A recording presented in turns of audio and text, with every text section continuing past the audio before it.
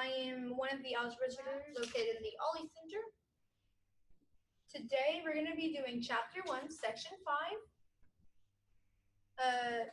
This is mainly about inequalities. The name of the lesson is literally solving inequalities, so that should give you a hint on that. I have about 5 problems I think to do, because this isn't like a working out chapter really. So we're going to do 25 first, which says 0 is less than or equal to x, which is less than or equal to 4. Okay? So the instructions say, write each inequality using interval notation. It also says to graph each inequality on the real number line, but we won't be graphing, or I won't be graphing them for you. Well, I'll be graphing this one for you, but I won't be graphing most of the rest of them.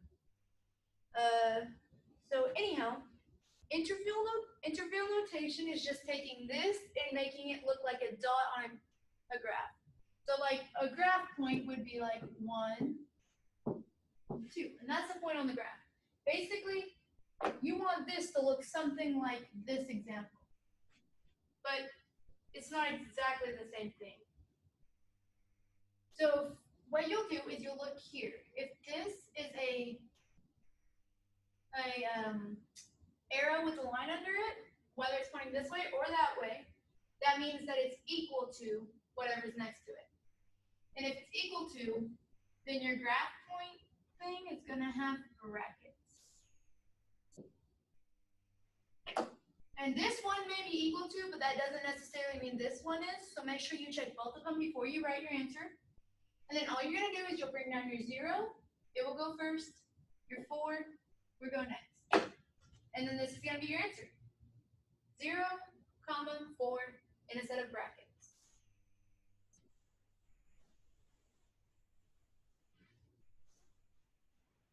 And then on number 26, it's a -1 is less than x, which is less than 5. Okay, on this one, there are no lines under your arrows, so you're just going to have regular parentheses. And then once again, you just bring them down exactly as they are. So a -1 here and a 5 here. And that's your answer.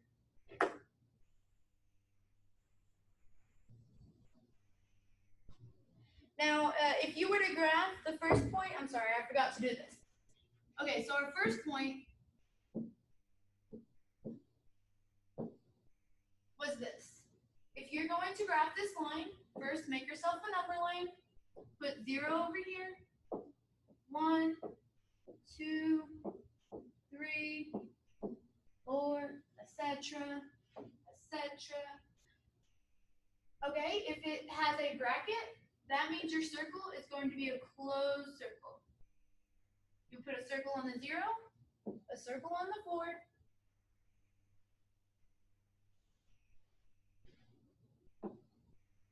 and then you shade in this area right here in between them, and that's your answer.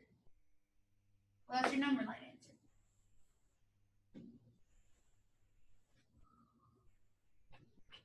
All right, next one we're going to do is 33. 33 is the opposite of what we just did. It takes one that is already in the interval notation and wants you to put it back in an inequality involving x. So it's going to be 2. Ooh, that's a weirdly small line. And 5. It has brackets around it, so that's going to give you a hint. So you know that the 2 is going to go over here, the 5 is going to go over here, and the x will go in the middle. It will always be set up this way, no matter what. The x will go in the middle, the numbers will go on the side. And it will go left to right, left to right. Okay? Now, based off the brackets, we know that the arrows are going to be facing, or are going to have the lines underneath them. And you always want them facing to the left. Or well, you always want them facing whichever way makes sense. So it makes sense that 5 is greater than 2. So you want your arrows facing this way. This is your answer for number 33.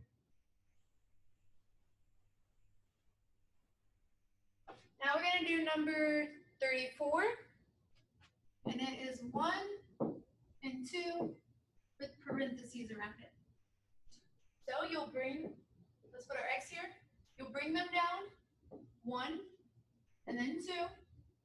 And then since these are parentheses and not the brackets, they're just going to have the regular arrows. Make sure it makes sense. 2 is greater than X, which is greater than 1. 2 is greater than 1. So there's your answer for number 34. All right, the last one we're going to work out is number 55. And that is located on page 128. And it says X plus 1 is less than 5. Your instructions say solve each inequality, express your answer using set notation or interval notation, whichever one you prefer. And then it says graph the solution set. So what we're going to do is solve this inequality just like you would a normal equation. The only difference is that instead of having an equal sign, you have a less than sign. And in cases, you'll have a greater than sign. So you'll subtract 1 from both sides. This cancels out. And that leaves you with X is less than 4. And that's your answer. You can put it like this. Or you can put it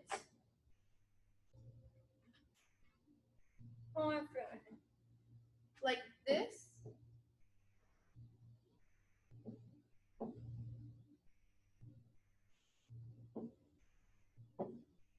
Either way is fine.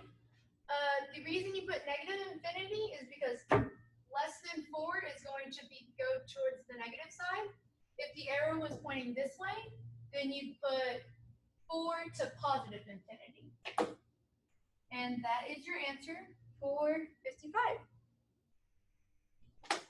That's all. This is all for this lesson I have for you today. Don't forget that if you ever need help with algebra, I'm located in the Ollie Center in room 1318 on the 3rd floor. I'm there Tuesday, Wednesdays, and Thursdays from 4 to 7. So if you ever need help, just try to come up and see me and I'll try to help you out. Thank you. Bye.